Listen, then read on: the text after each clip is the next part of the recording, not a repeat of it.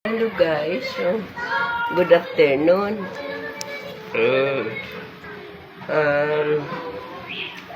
Sana nga po mahihatid ko ngayon paalala sa lahat, lalo na sa mga kabataan, na wag nilang i-abandona yung kanilang mga magulang, lalo na kung matanda na at hindi na kayang maglakad o hindi, kasi ang alam ko ngayon pagka yung mga anak hindi na nila napapakinabangan yung magulang nila, para bang inaabandona na nila o binibigay nila sa old age, ayaw nilang mag-alaga.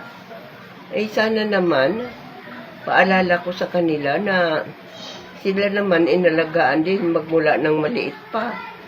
Nung magmula ng dinadala-dala pa sa tiyan ng 9 na buwan hanggang sa isilang, hanggang sa pinalaki.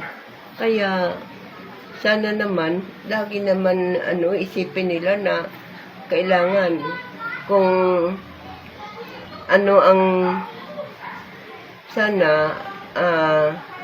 kung ang hindi raw lumingon sa pinanggalingan ay hindi makakarating sa paruroonan.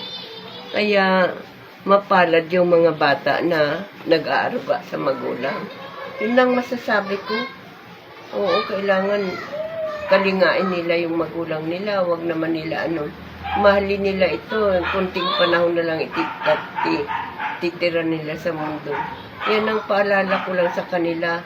Kasi mamahalin sila ng Panginoon Diyos kapag sila ay nagmahal din sa magulang. Yun lang po. Maraming salamat. Salamat po. Thank you. God bless you all. Thank you. Yun lang ang masasabi ko.